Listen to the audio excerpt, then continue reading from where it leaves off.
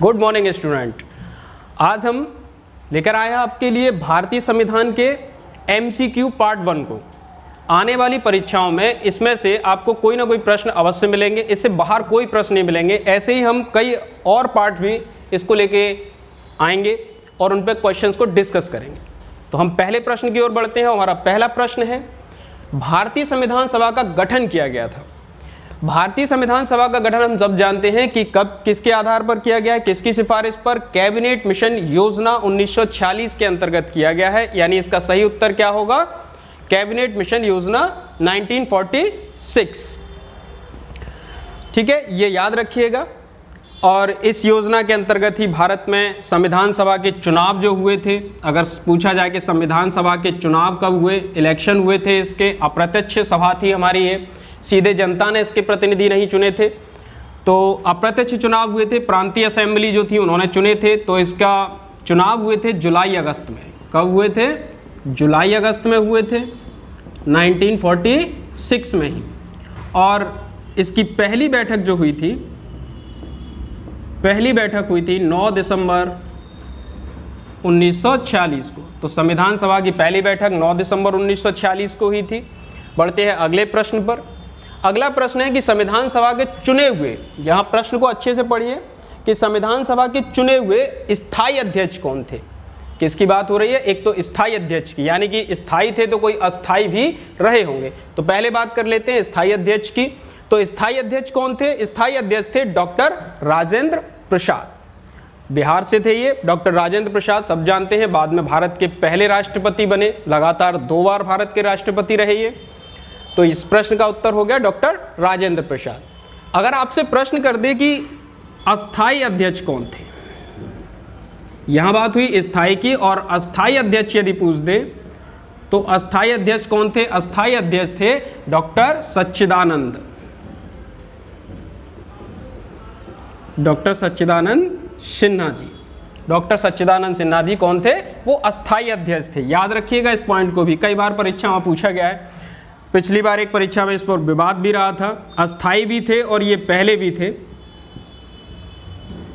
जब 9 दिसंबर 1946 को संविधान सभा की पहली बैठक बुलाई गई तो अध्यक्ष का चुनाव होना था, और अध्यक्ष का चुनाव करने के लिए सभा का एक अध्यक्ष भी मनोनीत कर लिया गया था, चुना नहीं गया था। सबसे वयोवृद्ध नेता थे डॉक्टर सच्चिदानंद सिन्हा। तो सच्चिदानंद सिन्हा को वयोवृद्ध होने और उनको मान सम्मान के लिए क्या कर दिया गया? मनोनीत कर दिया गया था अध्यक्ष। वो अस्थायी थे और पहले अध्यक्ष भी थे। बढ़ते हैं अगले प्रश्न पर। अगला प्रश्न है कि भारतीय संविधान सभा की स्थापना की गई थी।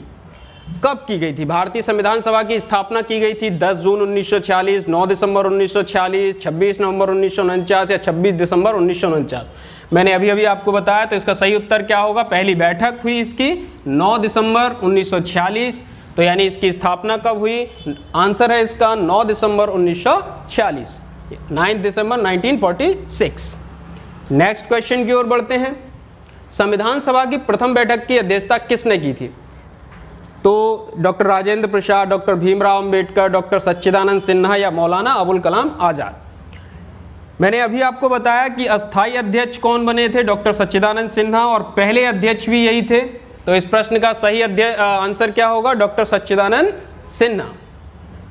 अगले प्रश्न की ओर बढ़ते हैं। अगला प्रश्न है कि भारत को एक संविधान देने का प्रस्ताव संविधान सभा द्वारा पारित किया गया था। यह बात हो रही है प्रस्ताव की। किसकी बात हो रही है? प्रस्ताव की। इसको कई बार कह देते हैं कि उद्देश्य प्रस्ताव भी पेश किया था।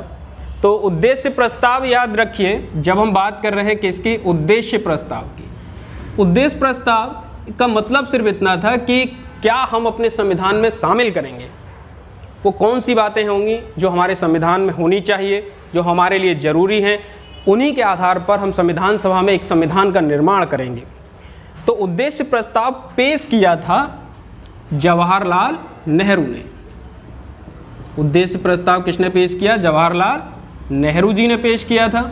और ये कब किया गया था पेश? ये पेश किया गया था 13 दिसंबर 1946 को, यानी कि 13 दिसंबर 1946 को पेश किया गया था। अब लेकिन पूछ रहा है कि सभा द्वारा पारित कब हुआ था ये प्रस्ताव।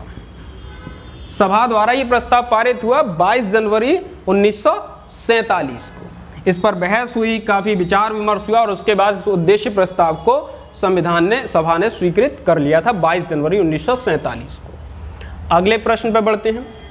भारतीय संविधान को, अगला प्रश्न है कि भारतीय संविधान को बनाने हेतु भारतीय संविधान सभा के कुल कितने अधिवेशन हुए थे।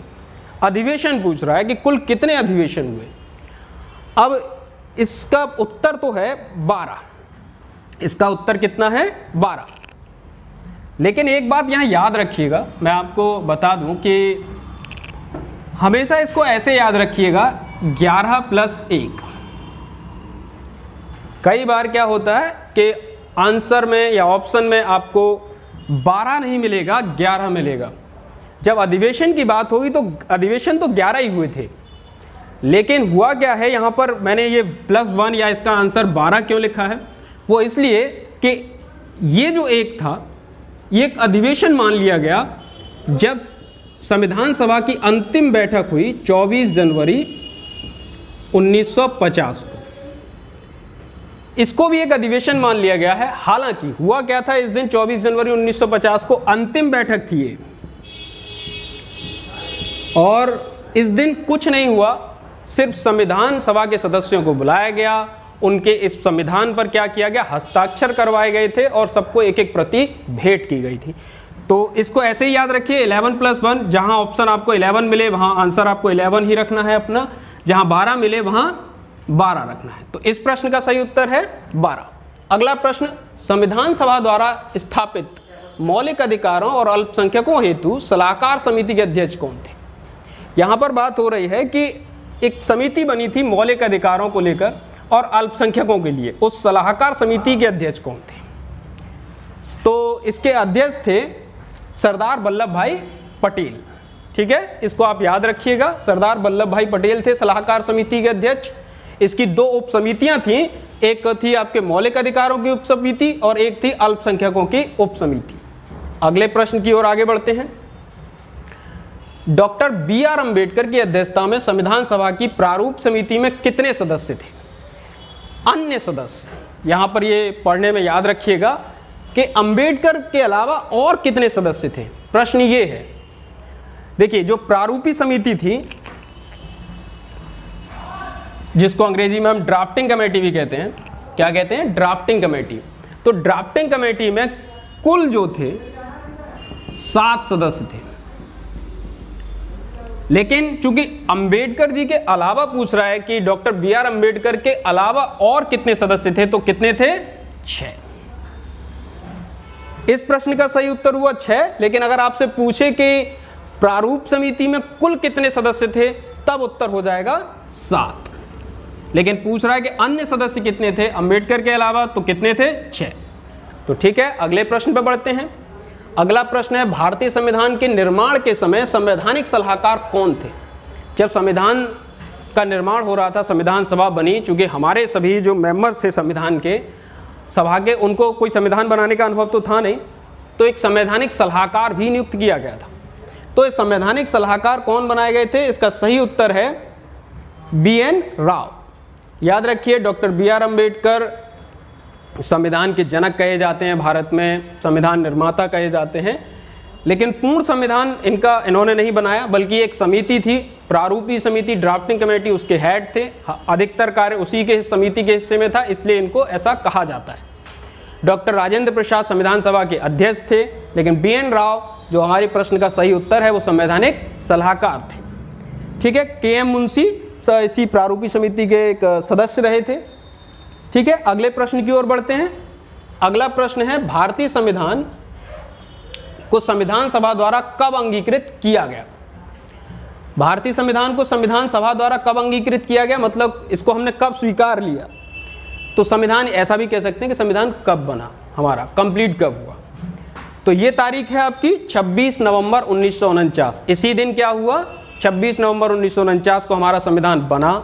हमने इसे स्वीकृत किया, अधिनियमित किया, आत्मार्पित भी किया। तो इस बात को अच्छे से याद रखिएगा कि 26 नवंबर 1949। एक और बात आपको बताऊं यहाँ 26 नवंबर के संबंध में, इसी कारण से 26 नवंबर को क्या मनाते हैं हम, विधि दिवस होता है। इसी कारण से क्या होता है, विधि दिवस। और 26 नवंबर को एक और चीज होती है और वो है आपकी विधि दिवस या कानून दिवस भी कह सकते हैं। और दूसरी चीज इस दिन क्या, इसी दिन हम संविधान दिवस के रूप में भी मनाते हैं। लेकिन याद रखिए 26 नवंबर को संविधान बना है, अधिनियमित हुआ है, आत्मार्पित हुआ है, लेकिन संविधान लागू नहीं हुआ है कंप्लीटली, बल्कि इसके कुछ ही प्रावधान लागू हुए थे। लागू होने की तारीख क्या है, संविधान लागू कब हुआ है भारत का, 26 जनवरी 1950 को। यह अंतर भी याद रखिएगा, ठीक है। अगले प्रश्न की ओर बढ़ते हैं। भारत की संघात्मक व्यवस्था निम्नलिखित में से किस देश से संबंधित है। प्रश्न है कि भारत की संघात्मक व्यवस्था किस देश से संबंधित है। भारत कैसा देश है, भारत देखिए यहां भारत की संघात्मक व्यवस्था की बात आई है, तो भारत की संघात्मक व्यवस्था, भारत की संघात्मक व्यवस्था, भारत एक वास्तविक संघ नहीं है, जैसा कि भारत एक वास्तविक संघ नहीं है जैसा कि यूएसए अमेरिका है। हमारा संघ या जो हमारी संघीय व्यवस्था है, जो भारत की संघीय व्यवस्था है, उसके लिए इस टर्म यूज किया जाता है यूनियन ऑफ स्टेट्स। और ये टर्म हमने कहां से लिया है, ये लिया है हमने, इसका सही उत्तर भी वही होगा, वो है कनाडा। याद, इस प्रश्न का सही उत्तर क्या हुआ, कनाडा। अगले प्रश्न की ओर बढ़ते हैं। अगला प्रश्न है न्यायिक पुनर्विलोकन की व्यवस्था। यहां बात हो रही है जुडिशियल रिव्यू की, न्यायिक पुनर्विलोकन की बात हो रही है। और न्यायिक पुनर्विलोकन जो है वो केवल भारत में है क्या, हमारे देश में न्यायिक पुनर्विलोकन है। न्यायपालिका किसी भी विधान को क्या कर सकती है, रिव्यू कर सकती है, दोबारा देख सकती है। अगर वह गलत हुआ तो उसे फिर से क्या कर सकते हैं, उसे गलत अवैधानिक करार दे सकती है। केवल यूएसए में है, यूएसए में भी है, लेकिन ये कहें कि केवल भारत में हो, केवल यूएसए में, ऐसा नहीं है। भारत और यूएसए दोनों में है, तो इसका सही उत्तर होगा भारत और यूएसए दोनों में है, ठीक है। तो इस प्रश्न का, और एक बात और बता दूं आपको कि जो भारत ने जो पुनर्विलोकन की व्यवस्था ली है ये यूएसए से ही ली है। कई बार परीक्षा में पूछ दे कि भारत के न्यायिक पुनर्विलोकन की व्यवस्था कहां से ली गई है, तो उस प्रश्न का सही उत्तर क्या होगा, यूएसए, यानी यूनाइटेड स्टेट्स ऑफ अमेरिका। अगले प्रश्न को देखते हैं। अगला प्रश्न सूचियों को लेकर है और इसमें सूची मिलान करनी है आपको। यहां एक सूची 1 है और सूची 2। तो सूची 1 में संवैधानिक प्रावधान दिए गए हैं और उसको लेकर के स्रोत, संविधान के जो स्रोत हैं उनको मैच कराना है। तो इसमें ऑप्शन है ए, सबसे पहले कि मौलिक अधिकार। मौलिक अधिकार कहां से लिए गए हैं। ऐसे प्रश्नों में एक बात और याद रखिए कि ऐसे प्रश्नों में 4-6 प्रश्न बन जाते हैं। मौलिक अधिकार, और मौलिक अधिकार कहां से लिए गए हैं, मौलिक अधिकार लिए गए हैं हमारे, यानी फंडामेंटल राइट्स कहां से लिए गए हैं, ये लिए गए हैं यूएसए से। यानी कि एक इससे मैच हो जाएगा यूएसए, यानी कि अमेरिकी अधिकार पत्र से, इसका 4 हो जाएगा। राजनीति के निदेशक तत्व, राजनीति के निदेशक तत्व यानी directive principles of state policy, DPSP. DPSP कहां से लिए गए हैं, ये लिए गए हैं आपके आयरिश संविधान से। कहां से लिए गए हैं, आयरिश संविधान से, यानी कि 3। सी है मंत्रिमंडलीय सरकार, यानी जो हमारी कैबिनेट प्रणाली है वो कहां से ली गई है। मंत्रिमंडलीय सरकार का हमारी व्यवस्था कहां से है, ब्रिटिश संविधान से ली गई है। तो सी का हो जाएगा आपका 1। और केंद्र राज्य संबंध कनाडा के संविधान से, ठीक है। तो इसका सही उत्तर हुआ 4, 3, 1, 2, यानी कि डी, ठीक है। ये बात अच्छे से याद रखिएगा, ये अक्सर एग्जाम्स में एक सिंगल लाइन क्वेश्चन बना के भी पूछ देता है। जो अच्छे लेवल के क्वेश्चन सेट करते हैं वो क्या हो जाता है कि इस तरीके के क्वेश्चन बना दिए जाते हैं जिसमें एक ही क्वेश्चन में 4 क्वेश्चन मिल जाते हैं। तो इसको बहुत अच्छे से आप याद रखिए। यहाँ अगले प्रश्न की ओर आगे बढ़ते हैं। अब हम अगला प्रश्न है कि इसमें भी सूची का मिलान करना है। एक कुछ संवैधानिक प्रावधान दिए गए हैं और उनका स्रोत दिया गया है। जैसे विधि का शासन, भारत में सब जानते हैं कि कानून का राज है, कानून से ऊपर कुछ नहीं है। तो विधि का शासन कहाँ से लिया गया है? विधि का शासन लिया गया है आपके इंग्लैंड से, यानी 1 का 2 हो जाएगा। विधि का शासन कहाँ से लिया गया है? इंग्लैंड से लिया गया है। विधि द्वारा स्थापित प्रक्रिया, विधि द्वारा स्थापित प्रक्रिया कहाँ से ली गई है? जापान से ली गई है, यानी बी का 3 हो जाएगा। और राष्ट्रपति के विचारार्थ राज्यपाल द्वारा विधेयक सुरक्षित रखना, ये कहाँ से लिया गया है? ये लिया गया है आपके कनाडा से। और विस्तृत उभयनिष्ठ सूची, आपने इसको पढ़ा भी होगा, यहाँ थोड़ा सा शब्दों का अंतर है। समवर्ती सूची, उभयनिष्ठ सूची या समवर्ती सूची। तो समवर्ती सूची कहाँ से ली गई है? ऑस्ट्रेलिया से, यानी डी का क्या हो जाएगा? 1। सही उत्तर क्या हुआ? 2, 3, 4, 1। अगले प्रश्न पे आते हैं। भारतीय संविधान में मौलिक कर्तव्यों का विचार लिया गया है। मौलिक कर्तव्य यानी कि फंडामेंटल ड्यूटीज। तो फंडामेंटल ड्यूटीज कहां से ली गई हैं? फंडामेंटल ड्यूटीज ली गई हैं रूस से। इसका सही उत्तर होगा रूस। इसके बारे में 1-2 बातें और बता दूं आपको मैं। यहां जब भी आपको एक तो फंडामेंटल ड्यूटीज की बात हो रही है, और ये कहां से ली गई है? रसिया, रूस से। एक बात और याद रखिएगा, पूर्व सोवियत संघ, कई बार ऑप्शन में सिर्फ पूर्व सोवियत संघ भी होता है। कई बार आपको ये दोनों ना मिलके यूएसएसआर भी लिखा हुआ मिल सकता है, यूनाइटेड सोशलिस्ट सोवियत रशिया। ठीक है, ये भी आप याद रखिए, ऑप्शन में कई बार ऐसी छेड़छाड़ हो जाती है। और फंडामेंटल ड्यूटीज जो हैं ये संविधान के कौन से भाग में है? भाग 4A में है ये भी आप याद रखिएगा। और इसके लिए आर्टिकल भी कई बार परीक्षा में पूछा गया कि इसका कौन सा आर्टिकल में है, तो आर्टिकल है 51A, ये भी आप याद रखें। चलिए नेक्स्ट प्रश्न पे बढ़ते हैं हम। लिखित संविधान का प्रारंभ किस देश से हुआ? बड़ा इंटरेस्टिंग सा क्वेश्चन है कि छोटा सा लगता है, कई बार तो लगता है कि यार इतना सरल, लेकिन होता क्या है कि देखिए लिखित संविधान की बात हो रही है। यहाँ सिर्फ ये नहीं कहा गया कि संविधान का प्रारंभ कहाँ से हुआ है, संविधान सबसे पहले किस देश का था या कुछ ऐसा नहीं, सीधा पूछा है लिखित संविधान। जो लिखित संविधान है वो, इसका सही उत्तर होगा यूएसए, अमेरिका। आंसर क्या होगा इसका? D, USA, America. लिखित संविधान अमेरिका का है। एक विशेष बात मैं आपको बता दूं कि ब्रिटेन ऐसा देश है जिसका संविधान लिखित में नहीं है। ब्रिटेन अलिखित संविधान है यहाँ का। अब आप ये कह सकते हैं कि जब संविधान नहीं है, लेकिन याद ये कोई तानाशाही वाला देश नहीं है, अलिखित संविधान होते हुए लोकतांत्रिक देश है, ये डेमोक्रेटिक है। तो फिर यहाँ की शासन व्यवस्था कैसे चलती थी? कि लिखित संविधान में क्या होता है, संविधान में सारी बातें लिखी होती हैं कि राज्य सरकार ये करेगी, केंद्र सरकार ये करेगी, या हर एक जो पदाधिकारी होते हैं उनकी व्यवस्था उसमें लिख दी गई होती है। तो ब्रिटेन में तो लिखी नहीं गई है, फिर कैसे चलता है? कई बार अगर आपसे परीक्षा में प्रश्न आ जाए कि निम्नलिखित में से कौन सा देश परंपराओं पर चलता है, तो ब्रिटेन किस पे चलता है? परंपराओं पर चलता है। वहाँ जो ट्रेडिशंस हैं, उन्हीं ट्रेडिशंस के आधार पर पार्लियामेंट कानून बना सकती है। वहाँ की परंपराओं से अलग कोई कानून पार्लियामेंट नहीं बना सकती है। बेशक वहाँ की पार्लियामेंट सर्वोपरि है। ठीक है, अगले प्रश्न पे बढ़ते हैं। भारतीय संविधान में शामिल है, क्या शामिल है?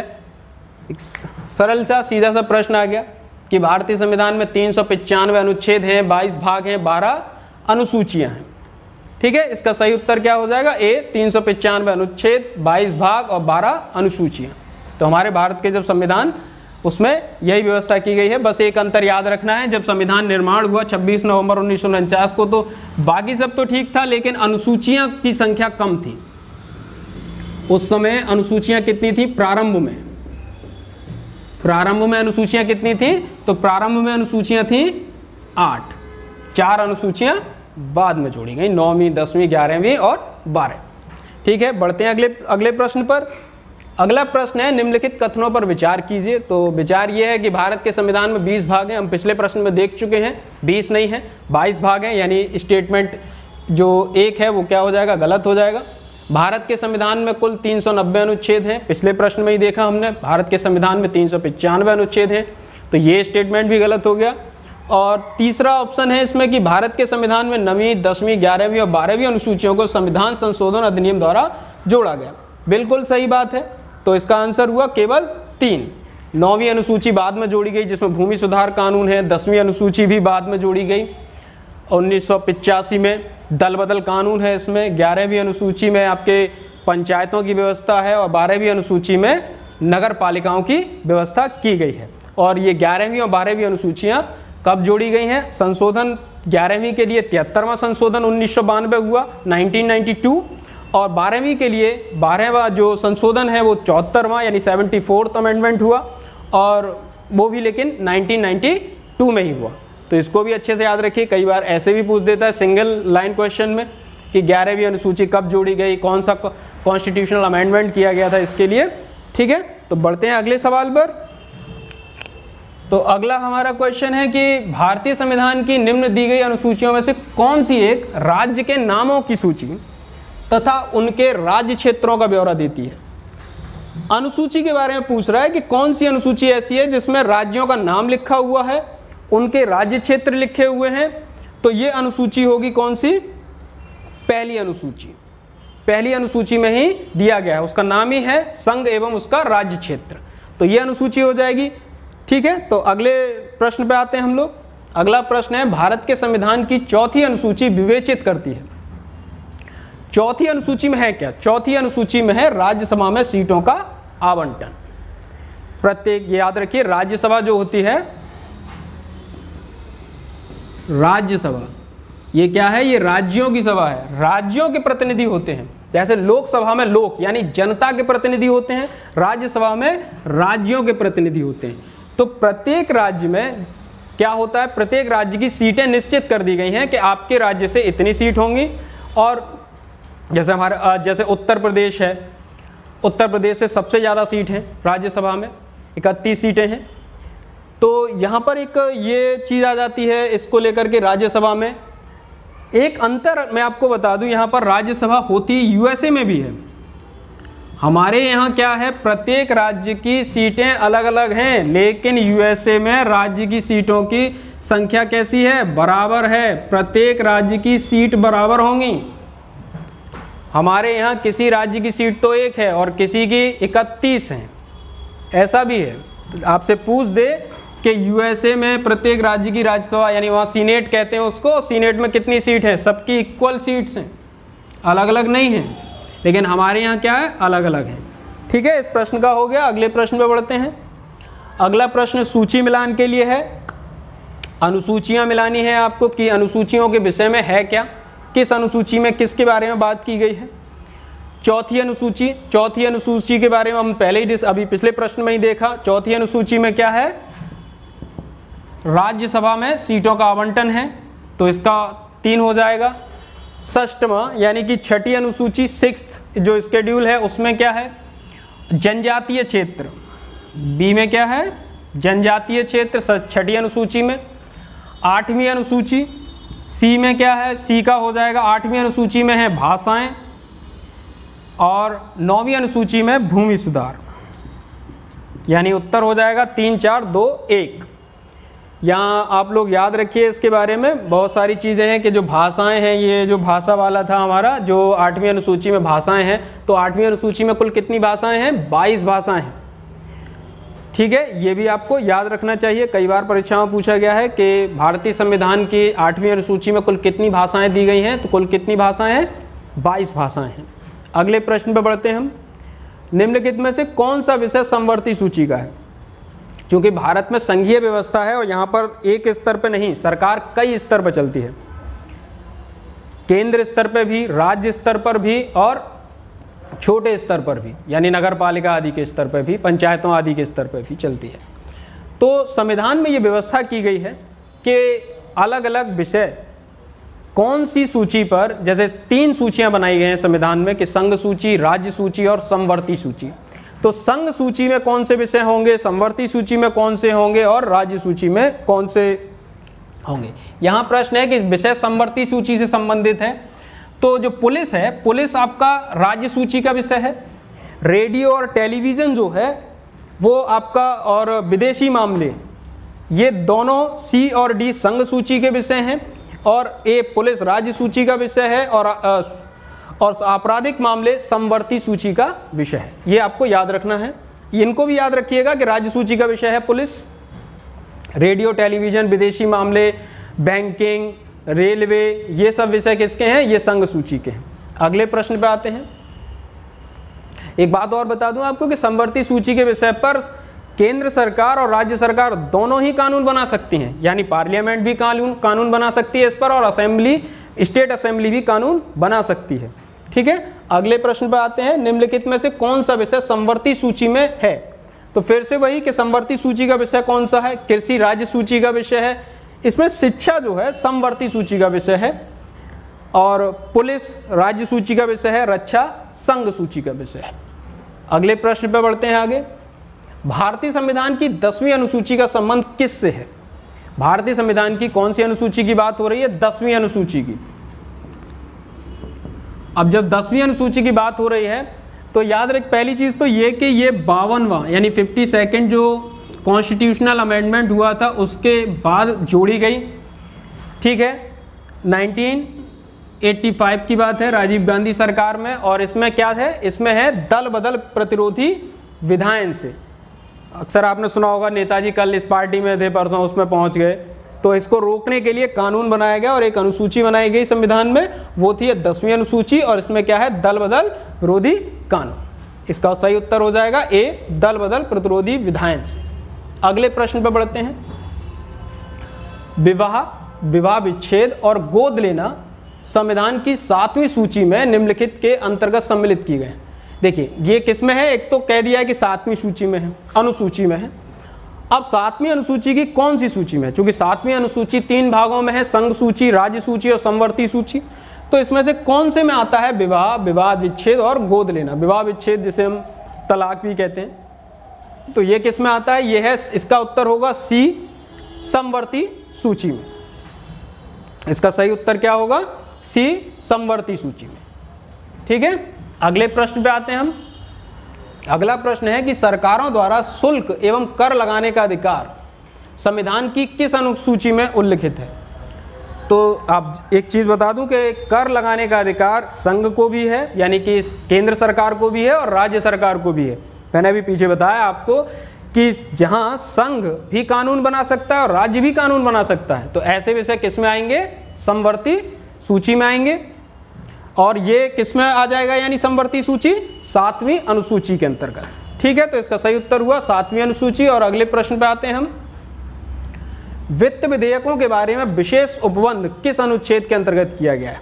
वित्त विधेयक यानी फाइनेंस बिल की बात हो रही है। किसकी बात हो रही है? फाइनेंस बिल की। और फाइनेंस बिल जो है संविधान के अनुच्छेद किस में है? इसका सही उत्तर होगा आर्टिकल 117। ठीक है, वित्त विधेयक याद रखिए, धन विधेयक से थोड़ा अलग होता है। ये धन विधेयक में कर आदि के बारे में होता है, पैसे की ही बात होती है। वित्त विधेयक में क्या होता है? साधारण कानून के साथ में धन की भी बात होती है। तो ये दोनों जहां होंगे, साधारण कानून प्लस धन यानी मनी, दोनों चीजें मिलकर के वित्त विधेयक कहलाएंगी। ठीक है, तो इसका आर्टिकल है अनुच्छेद 117। कई बार परीक्षाओं में पूछा भी गया है, इसका आर्टिकल याद रखने योग्य है। अगले प्रश्न पर बढ़ते हैं हम। अगला प्रश्न है, निम्नलिखित में से कौन एक सही सुमेलित नहीं है? तो इसमें कौन सही मैच नहीं है? देखिए अनुच्छेद 39A है, समान न्याय एवं निःशुल्क विधिक सहायता, ये सही मैच है एकदम। अनुच्छेद 40 में कहा गया है, अनुच्छेद ये सारे में टोटल बता दूं आपको तो किसके आर्टिकल दिए गए हैं? ये दिए गए DPSP के, यानी कि राजनीति के निदेशक तत्वों के हैं ये। और सेकंड ग्राम पंचायतों का ये भी सही मैच है। अनुच्छेद 44 आपका समान नागरिक संहिता, ये भी एकदम सही है। जो समान नागरिक संहिता इसको इंग्लिश में कहते हैं यूनिफॉर्म सिविल कोड, वो भी एकदम सही मैच है। इसमें गलत है आपका अनुच्छेद 48 न्यायपालिका का कार्यपालिका से पृथककरण। आर्टिकल 48 में ये नहीं है। आर्टिकल 48 में पशुपालन के बारे में कहा गया है और उनके संरक्षण के बारे में कहा गया है, पशुओं के बारे में। और न्यायपालिका का कार्यपालिका से पृथककरण जो है वो आर्टिकल 50 में आता है। ठीक है, तो इसका सही उत्तर हुआ डी, अनुच्छेद 48 और न्यायपालिका का कार्यपालिका से पृथककरण, ये एकदम रॉन्गली मैच है। अगले प्रश्न पे आते हैं हम। यहाँ एक सूची दी गई है और सूची का मैच कराना है। संविधान के कुछ अनुच्छेद हैं जिनके कुछ विषय से संबंधित हैं। तो इसका जो ए है यानी कि आर्टिकल 124 किससे संबंधित है ये आपको बताना है। तो आर्टिकल 124 किससे संबंधित हुआ? संघीय न्यायपालिका से संबंधित हुआ, यानी कि एक अनुच्छेद 5, ये अनुच्छेद 5 नागरिकता से संबंधित है। अनुच्छेद 352 ये आपका आपातकाल से संबंधित है। 3 आकस्मिक इमरजेंसी प्रोविजंस जो हैं वो इसमें दिए गए हैं। और आर्टिकल फिर बचा वही डी, तो क्या हो जाएगा उसका 4 हो जाएगा, विधायी शक्तियों का वितरण। ठीक है, अगले प्रश्न में इसका सही उत्तर हुआ 1 2 3 4। अगले प्रश्न पे आते हैं। अगला प्रश्न है सूची 1 का सूची 2 से यहां मेल कराना है। यहां कुछ अनुच्छेद हैं, जैसे अनुच्छेद ए में दिया गया है आर्टिकल 14 किससे मैच कर रहा है? आर्टिकल 14 में है क्या? आर्टिकल 14 में है समानता का अधिकार। जो हमारे मूल अधिकार दिए गए हैं उसमें से एक है समानता का अधिकार, जो कि किस में है? आर्टिकल 14 में है समानता का अधिकार, यानी 3। बी है आपका आर्टिकल 36, ये राजनीति के निदेशक तत्व हैं, यानी 4। 74 आर्टिकल 74 मंत्रिपरिषद से संबंधित है। इसमें कहा गया है इस आर्टिकल में कि राष्ट्रपति को सहायता एवं सलाह देने के लिए एक मंत्रिपरिषद होगी जिसका प्रधान प्रधानमंत्री होगा। हालांकि इसमें प्रधानमंत्री की नियुक्ति के बारे में नहीं है, वो इसके अगले आर्टिकल यानी 75 में है। तो डी का मैच किससे हो जाएगा? संशोधन प्रक्रिया 368, आर्टिकल 368 किससे है? 368 संशोधन प्रक्रिया से। सही उत्तर हुआ 3 4 2 1। बढ़ते हैं अगले प्रश्न पे। ठीक है, तो आज के लिए हमारे ये 30 क्वेश्चंस का एक सेट पार्ट 1 पूरा हुआ, और अगले पार्ट में और क्वेश्चन डिस्कस करेंगे हम। Thank you very much.